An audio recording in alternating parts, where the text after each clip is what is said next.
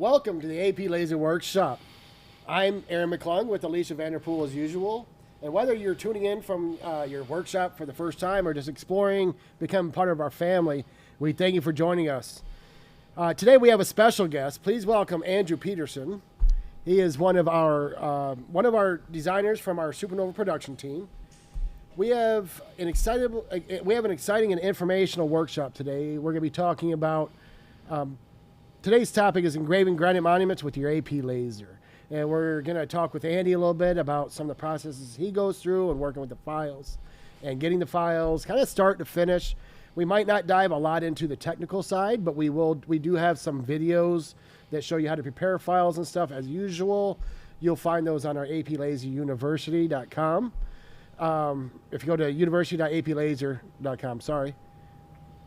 Of course, we do have more content on our YouTube as well, just to kind of show you where to get started. And also on our YouTube channel. But if you would, I'm going to stop wasting time and I'm going to start getting right into our topic for today, which is engraving all my devices are going off at once. I apologize. I'm a professional, me, but Andy, when talking about laser engraving granite monuments, we're usually talking about, we could be talking about engraving anything from a small little scene set to, but usually what we're working with here at Supernova, and please correct me if I'm wrong, are larger format monuments that might entail lasering, sandblasting, or lasering and sandblasting. Can you tell me a little bit about what you do with us here at Supernova? Yes. So I'm one of the laser designers. We have a team of 3 of us. And there's also a couple of sandblast designers as well. And the laser designers, we take in the information from our sales reps and the customers. We take in all of the information regarding what type of photos and scenes they want put onto their stone. And we work with the sandblast designers to make sure that the laser and the sandblast design will work well together. And if it is a purely laser scene, then we just take in the information and create a layout for them, and then we prepare it to run on the laser itself. So you made a good connection there between, there's a difference between sandblast design and laser design and like how you can work those two things together. So what would be something that you say you definitely would never, sandblast that, you'd want to do something like that on a laser? So excellent question. What we do is we have limits for our sandblast design. We have certain things that we won't do based on the width of the line, based on the amount of detail. And it's not saying that it can't be done. It's just one of those just because you can doesn't mean you should scenario. Right. It would require a whole lot more time and has a whole lot more areas for issues, but generally speaking, anything that is very fine detail, anything that is you want a photo representation, anything that is going to be in a realm where it's not very, very simplified. That's right. When that is desired. If you want something that will look like a drawing or a photo, that is where we want to be. Right. Is with the laser. If you want something that's thick and deep and gets very, very deep into the core of the stone, and you can, definitely do like a stone rubbing and have that as part of the memory, right. That's going to be something where you'd want the sandblast. But if you want a photo of, your past loved one, that's going to be done with the laser, or it's going to be done by someone who hand etches into the stone, which usually is quite a bit more expensive. Right. There's a lot more that goes into that, but there's still a lot that goes into designing a photo to go, to work on the lasers. And I know that's kind of what you do, right? So yes, absolutely. You go a little bit into the kind of process of setting that up? Sure. So our customers bring us a request for either they have something specific they have in mind, where they say, I want this photo. And then what they send us is we determine whether or not it's usable or not. And honestly, that is kind of a funny area because what they might be sending us is very, very poor quality. We've had things from pictures that looked like they were kept inside a pocket that went through a washing machine after 70 years. And we've also had work IDs and other things given to us, and we have to try to find ways to make these images work. It requires a lot of retouching, a lot of work with photo programs like Corel Photo Paint or Adobe Photoshop in order to get those up to par to pass what our expectation of what is capable. But even with that, we will tell our customers, this is not the best image. This is not great. This is, can you find something better? And often it's something that we have to tell them, this is going to require a certain amount of time. And our time is valuable. If it comes to us perfect, we can just slap it together and do very minor adjustments. It's definitely cost saving for the customer in the end. The interesting thing to me is that customers will send us stuff and it seems like they spent more time, like they just took a picture of the flyer from the funeral. And it's like, where was the image that was used for the flyer? Just send me that image. You know, this is going to be memorialized forever. There is some give and take there. You have to, you know, it's not just magic. There's a lot that goes into photo processing that people don't really understand. And I guess, you know, from an outside perspective, it does seem simple. Like you have the image and it comes out beautifully, usually. So, well, and that's one thing I can say about Andy and our designer team here and our production team is, there's a saying in the engineer world that they say garbage in, garbage out, right? But I tell you, our designers have been able to take garbage and make something fairly nice out of it, and it just usually takes more work. So I guess, you know, when you get into talking about that, you're not just. I'm pretty sure it's going to affect your costs if you don't get better quality. But can you tell me a little bit about?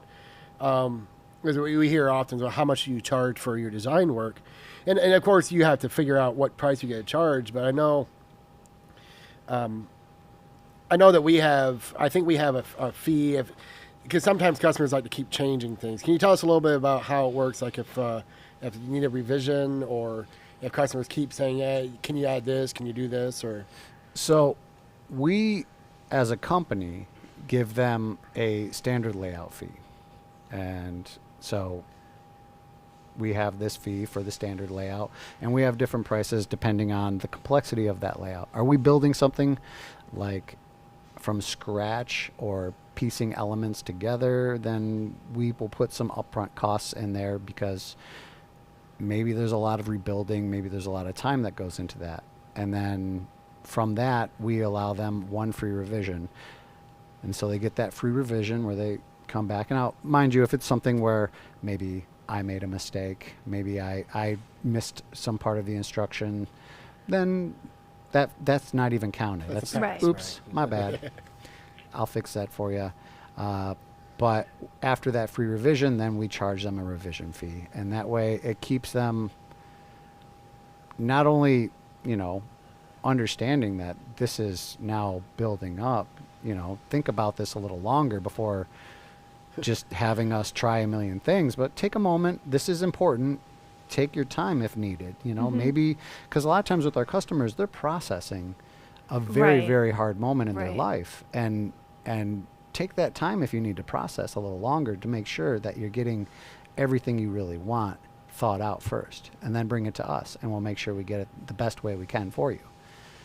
I'd say that makes sense. It's more like an "Are you sure?" fee. Are you sure? And I mean, to be fair, I mean, people would have to expect that, you know, obviously you're not working pro bono over here. I mean, as much as you love art, you still have make a living, and we still have to pay you. So every time they change something, we have to pay you more money. So I think it's only justified that, okay, we've done this work, which is covered by this cost. Now we need to do more work, so we have to cover that cost. We can't just exactly.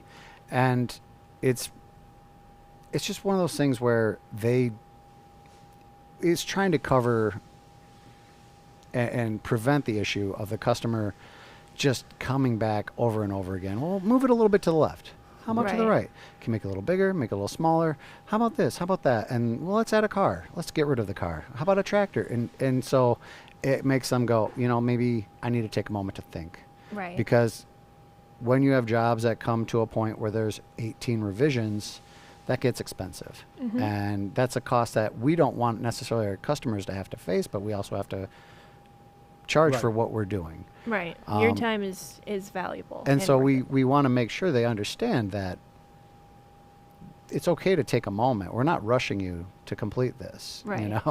So if you have to think a little longer, take your time, go find a better photo.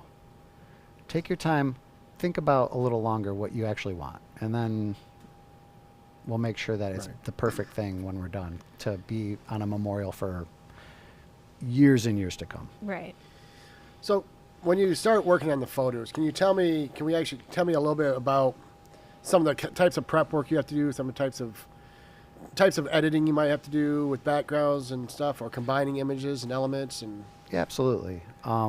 So generally speaking, we prefer getting files that are either a PSD, a TIFF, a JPEG, or a PNG. Mhm.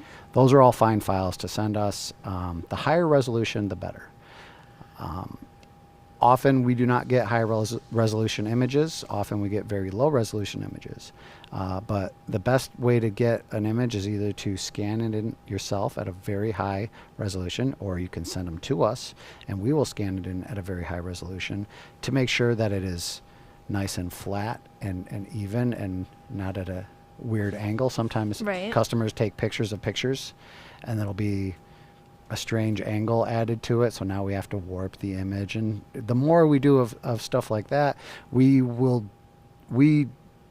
definitely take care to make sure it looks correct.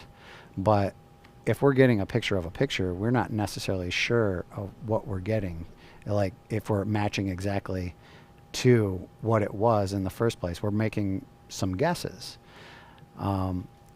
So if I'm taking things and I'm putting things together and kind of creating a scene, there's usually quite a bit of masking work that's involved. That's stuff where we might take away background elements from photos. I might be isolating parts of photos. Often I do a lot of layer work where I go in and touch on each area and try to increase the contrast quite a bit. Contrast is huge when it comes to laser engraving. Mm-hmm. If you do not have enough contrast, it will come out looking very flat because Right. it's a binary form of etching. So it's just making an image from ones and zeros, and it's either on or off. And you control the power setting in the initial stage, but it doesn't say less power here, more power there. It says this is what we're running. So we want to control as much of that spectrum as we can before we run the etching itself by adding contrast and cleaning up the image as best we can with masking. And sometimes it involves a little bit of airbrush work in there as well to try to bring out some of the detail that maybe an image didn't quite have because it was too washed out, too blurry. There's quite a bit of different techniques and tactics that we actually use to get there. You know, Wow. you mentioned that, and it's funny because probably I would say it was around 2014 or 15. I was on site with a customer in Edmonton, up in Edmonton, Canada, and I was helping them rebuild a file, and it was of it was a picture of a young it was a teenager that he passed away, but the picture was of him throwing out the first pitch at a local minor league baseball game, and they wanted that picture engraved on the stone, but where his foot was when he planted, the sun glare was so much that it was like washing out like the bottom part of his foot, so you couldn't see his shoe. So if you would have engraved it, it would have looked like he didn't have a shoe. So what I actually did is I found a photo on the internet that had a shoe in the relative orientation, and I was able to cut that shoe out of that picture and then put it on and then merge it with that other photo and overlay it to where it looked natural, like it was that kid's foot and shoe. Unfortunately, that time I did such a good job that I did too good of a job. Because when they showed the proof to the mother, the first thing the mother said is, "I never bought him Nike shoes," and she was actually slightly upset. Right.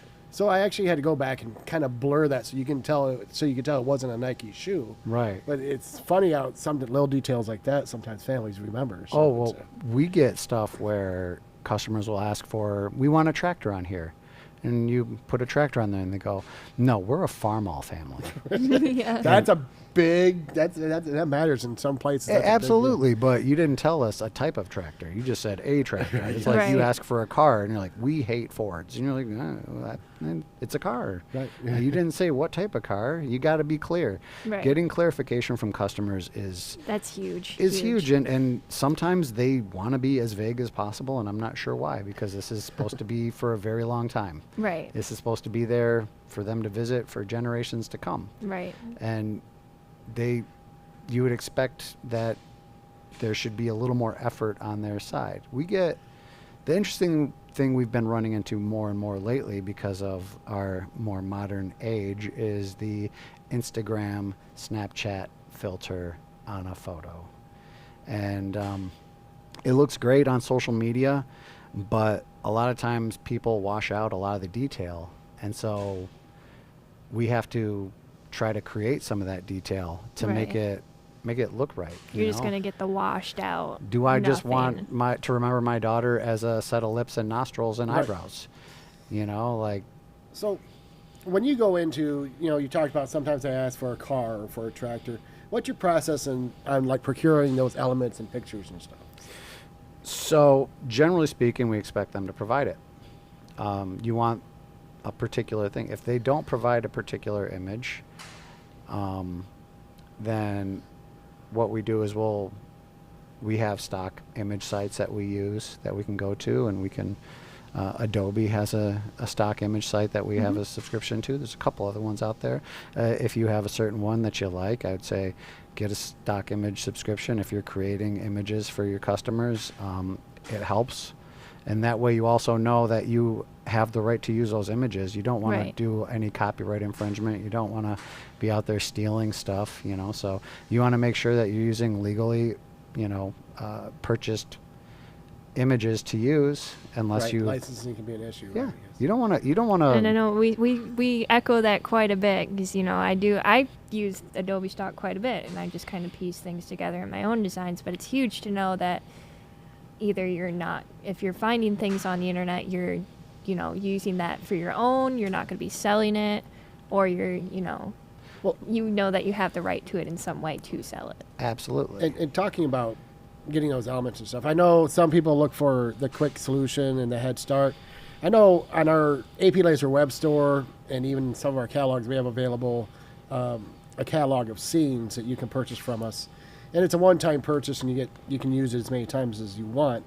But in-house, I know we have a big catalog of scenes like farm scenes and nature scenes and religious scenes. Do you use those? Absolutely. We actually build those. Right. Oh wow! A lot of those are built, adjusted, prepared by us to make it an easy way for customers to go, I just want that one right there. And we can go, okay, perfect. And so that is a big thing that a lot of our scenes that we get, that'll be like a full scene or a large portion.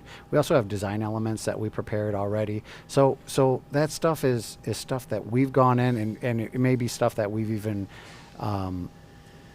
we've pieced together through stuff from images that we legally can use, and then we've created something new out of that to make it unique, and something that is ours and our own, and it's prepared to run on a laser, Right. and run perfectly on a laser, so you don't have to necessarily do that yourself. Right. And we have that set up already. The other thing that's kind of neat about that is you can say, I really like this scene, but can we add this picture of my farmhouse in there and make my farmhouse part of that scene? Or I want to add, instead of that type of bird, I want this type of bird, or let's get rid of this portion and add my muscle car in there.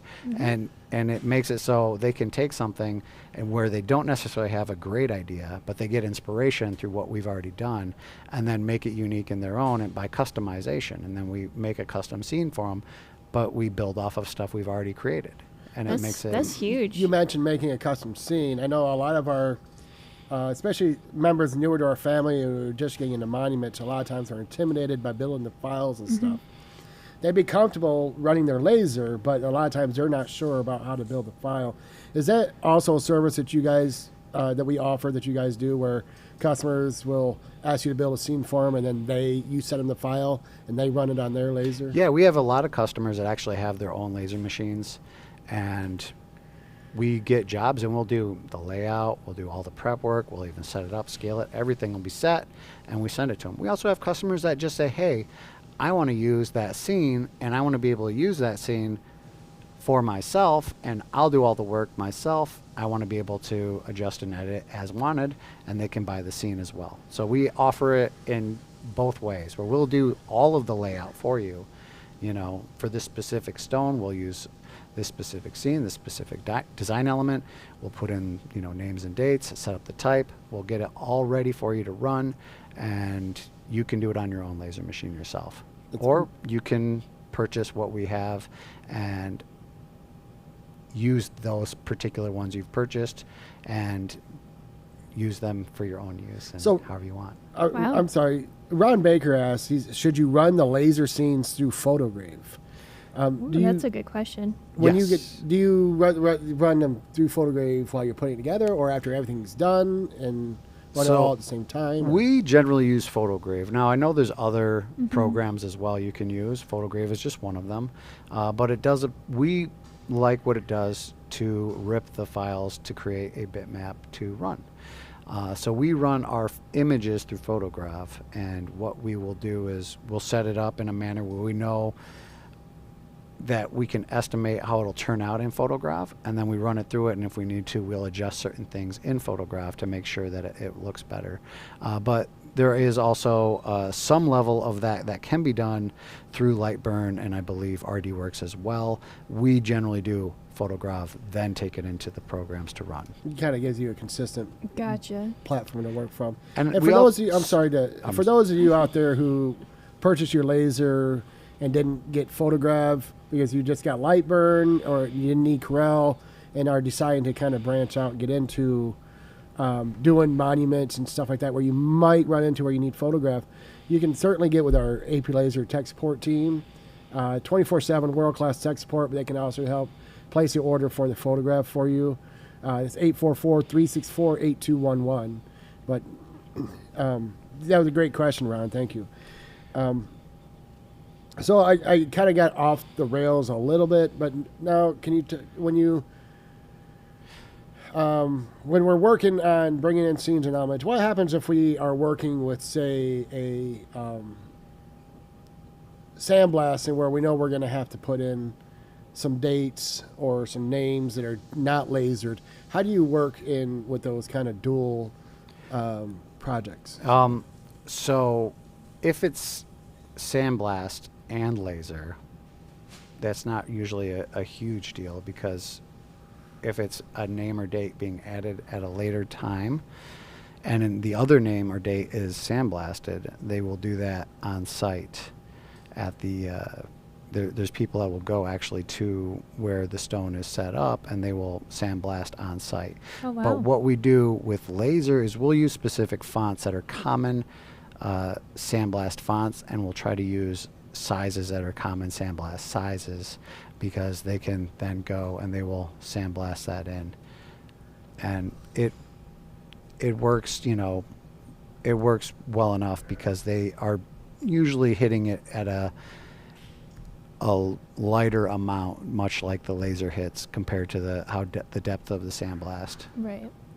So they come and hand blast that on site. And so the big thing is making sure that you're using fonts that are similar to those that are accessible to the sandblasters, because their fonts usually are more limited.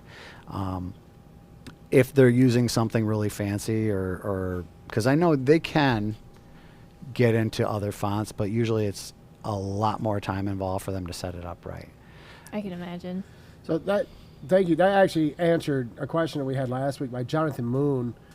For those doing full etch pre-need headstones, how are you handling death dates?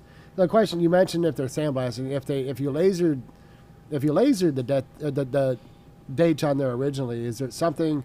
Would I be correct in saying that they will still kind of do like a skim blast type thing to match that lasering Yeah, effect? So. and that's why you choose we choose specific fonts a lot of times in those instances.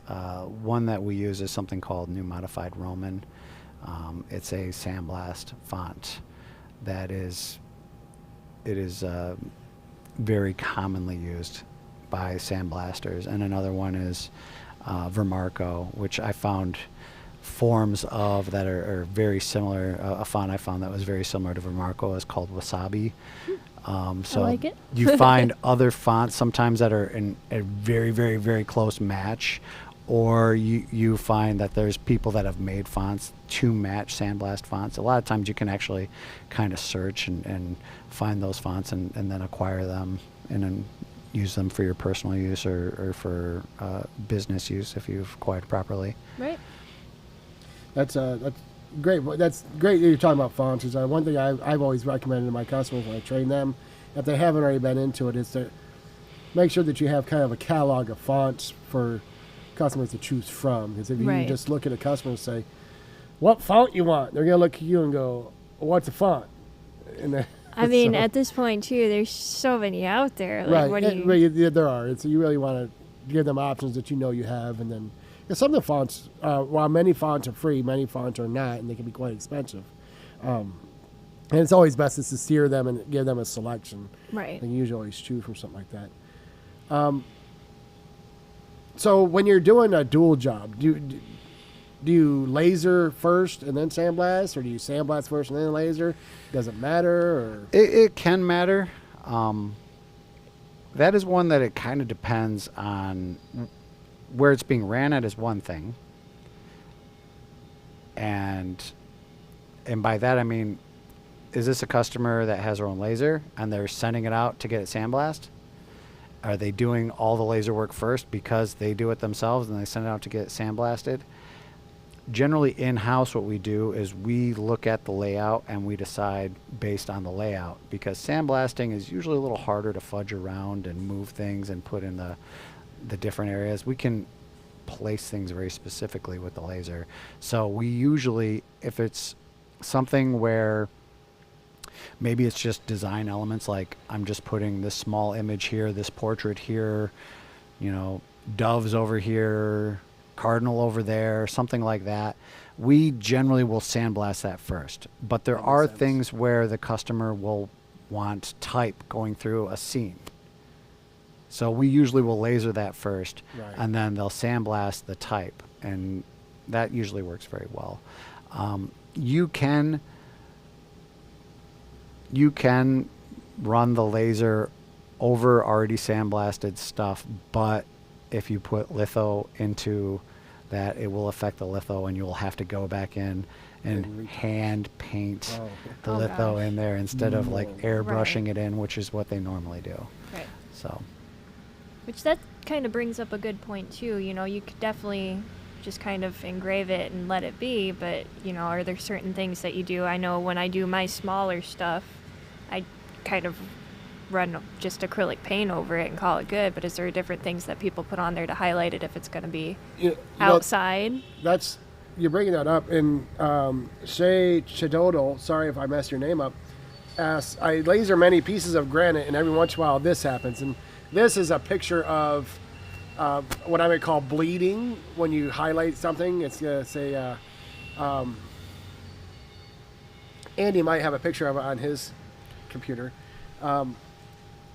But it's basically when you highlight something and then if you the want to paint go to is mine. Bleeding into the area surrounding it. Anybody had this happen? Any reason? Do I need to treat it differently? Now, sometimes this could be as simple as making sure you're getting your granite from a trusting, reliable source. Okay, Supernova International. We are granite wholesaler. We're the first one to import Chinese, black Chinese granite, and we have a great selection of it. And we kind of stand behind our polish and our warranties, and but sometimes it's still just going to happen where you're going to get some bleeding over. Can you tell us a little bit about when you're highlighting pictures and some options you have? Yes. So that is pitting in the stone. That white, we see that from time to time. That's the quality of the polish in the stone. So there are things you can do about that. The white highlight, what that does is after you etch in the stone, we add a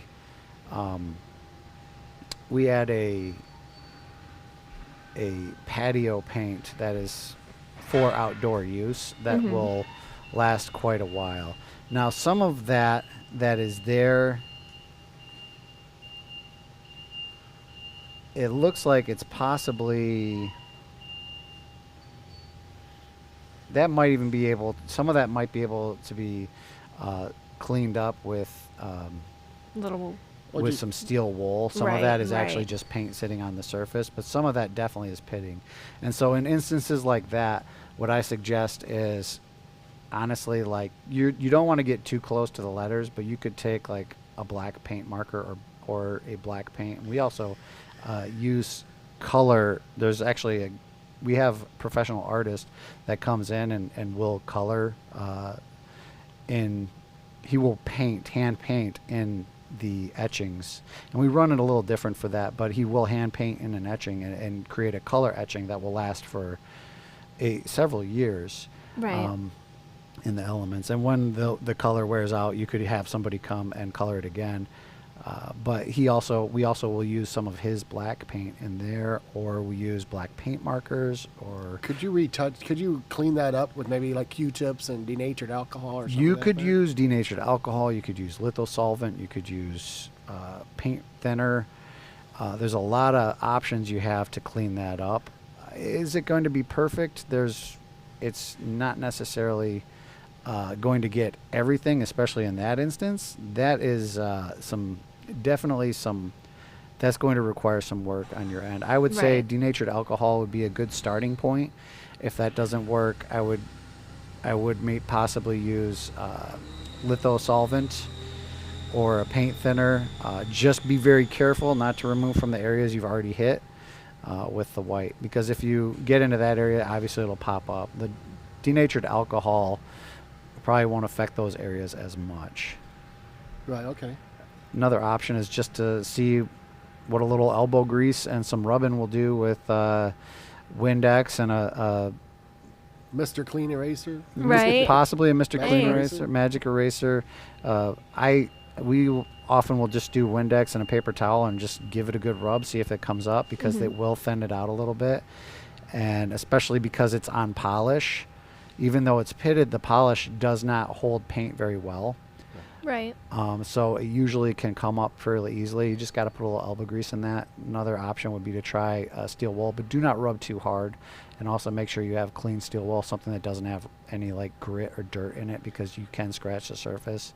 But steel wool actually does not scratch unless you really, really pressing really hard. Oh, Frank mentioned in the chat, he says, I use Ager, A-G-E-R, to condition the stone prior to painting. I think it tends to help control the bleeding. Frank, do you apply that before you laser it? Or would you apply that after that you laser it? And any insight would be great on that if you could share with us your process. Well, speaking of, we get a clean we get a clean fill, clean engraving and everything. Sorry, I have another question here. Too many screens.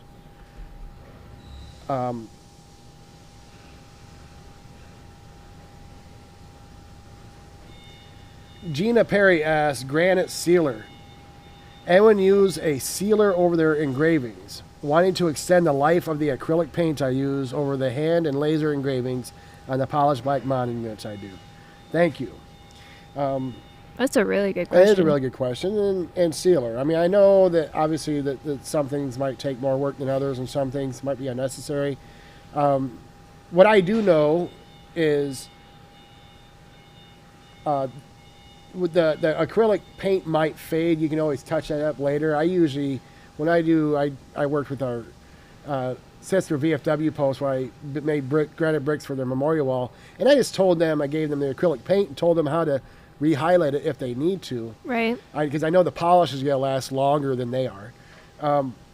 But I guess the question I would have for you, Andy, is do we use any sealant in the house? Do we do any kind of sealing like that, or? Generally speaking, it's possible to put a clear coat on, but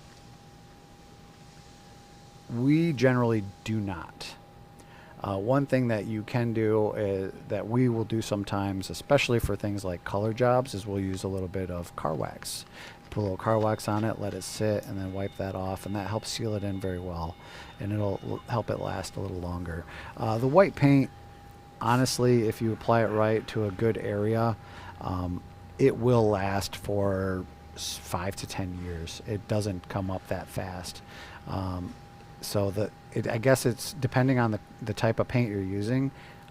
We use a outdoor paint that is meant to be used outdoors. So it's meant to be used on patio furniture, I believe. So it will last for quite a while compared to just regular acrylic Right. paint. I believe it is an acrylic, but acrylics are plastic, Right. and so Right.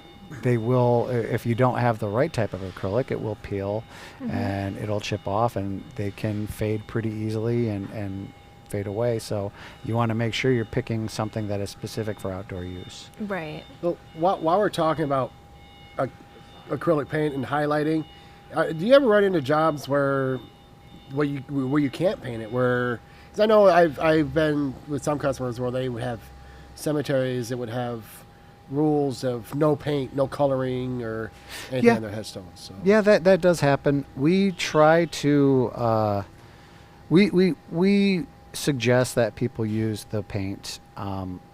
There has been times where customers did not want any highlight added. They wanted no litho and the sandblasting, and they wanted no highlight added to the laser etching. And when they laid the stone for the service, it was a rainy day. And when it got wet, they were like, "What is going on?" Let it dry. The engraving washed away. It washed away. It's not there. It's gone. And let it dry. Tell me what you think in about an hour. Right. Wait till the rain stops. Look at it again. And that's really the big thing. The highlight isn't ultra necessary. Right. What the highlight does is it makes sure you can see it when it's wet. That's really all it does. The engraving itself, it's there. It's in the stone. It is how it is. The highlight is just making sure that it stands out nice and bright against that black background instead of a gray against it. Right. And you're talking about, having, it's part of the stone. It's there. What kind of, speed power settings do you usually use so that that it's, deep enough in there, but it's not too deep that it washes away at anything? So that we use, generally speaking, we use 3 separate speed and power settings.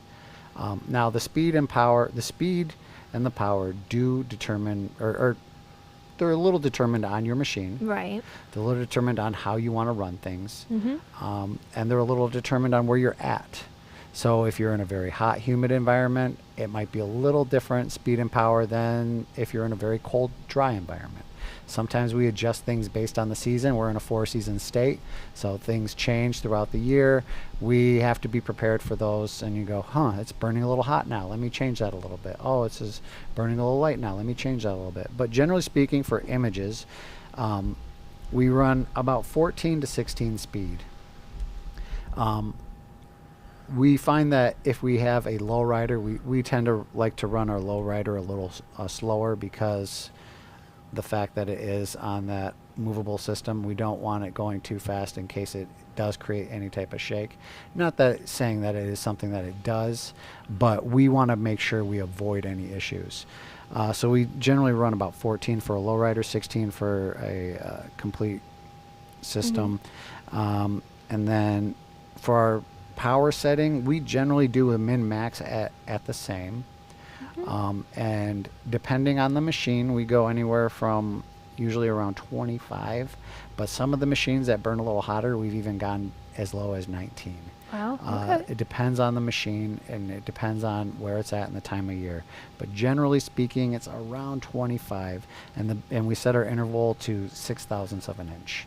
And those are for 150 DPI images. You could run 200 DPI if you'd like, or even 300, but we don't find really much of a use for 300 DPI. Right. In At most that of our point, you're scenes. just kind of washing things And- out. It's a Well, it little just much. takes a lot longer. And I that's just want to you. go over a couple things real quick while we have, with the little bit of time we have, talking about the 300 DPI.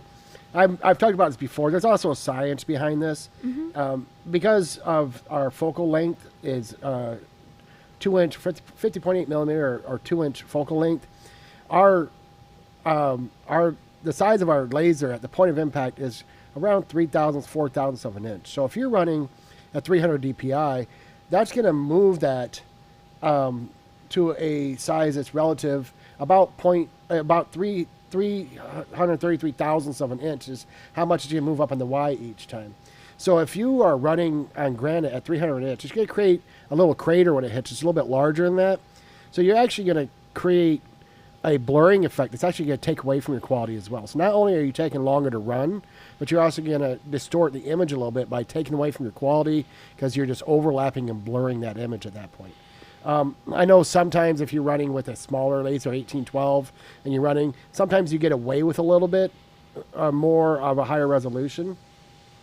But most importantly, as I found, and please correct me if I'm wrong, but 150 to 200 DPI is usually where we want to be at. We usually run there. Right. Now, I have not found a major issue with how we run things going 300 because we've done some experimentation. Right. But the difference we found was not we didn't see the value in the time Right. difference. Right. It's going to take a lot longer. So just to we give you prefer maybe one little- 150 for sorry, Yeah. I don't Oh no, talk you're over you. okay. We prefer 150 DPI for our images. Mm-hmm. Now, I had brought up color. So we do have somebody that can come in and they can hand paint. We ourselves can hand paint as well. We all are artists in the design department. With color, we run it a little different. Right. We lower the DPI to 125, and we turn the speed up about 10, or not the speed, but the power up about 10. So what was at 25 to 19, we go about 33 to 35 depending, and we run around the same speed, but the interval we also changed to 0.0075, so 75 thousandths, and that makes it so it's a little bit deeper and a little bit bigger of a grain, or as you called, crater, Right. to ensure that it will hold color, because if you do not run it hot enough and deep enough, the color won't stick. And we want to make sure that the image still is good when the color fades, but we want the color to stick for when it is presented to the family and they're there to visit Right. the stone. We do another setting, which is what we generally will do for type. And type we run at 200 DPI and the same speeds as we were doing before, but we do our min-max 20 higher than the image. So Really blessed. instead of 25, we do 45. And this is at a 5,000ths interval, and that makes it so it is definitely fired very deep, and it'll stand out very sharp and bright against that background image, or it'll really stand out when you add that highlight. And we generally do about 2 passes of highlight with that to make sure it's very sharp, very very bright, and gives that great contrast. And you actually can get a rubbing from that, we found as well. So if somebody wow. wants to visit and do a stone rubbing, they actually can get a stone rubbing from that. And that's, you know, one of the nice things about having different ways to set your lasers. You can get, you know, different effects out of it, even on that aspect, where somebody can have that, hey, I got Right. That's a memory.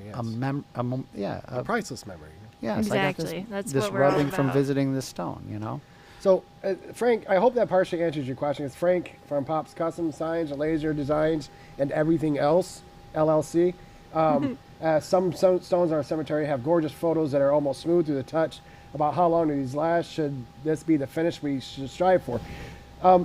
it's going to last as long as the polish, honestly. Right. If the harder you blast it, the more workable it's going to be. So, yeah, the smooth finishes, those are fine. But if you're looking at painting, then definitely increasing the power a little bit so you can paint it and using those different settings. 150 hands down from articulated. He says you struggle painting stones at 200 dpi.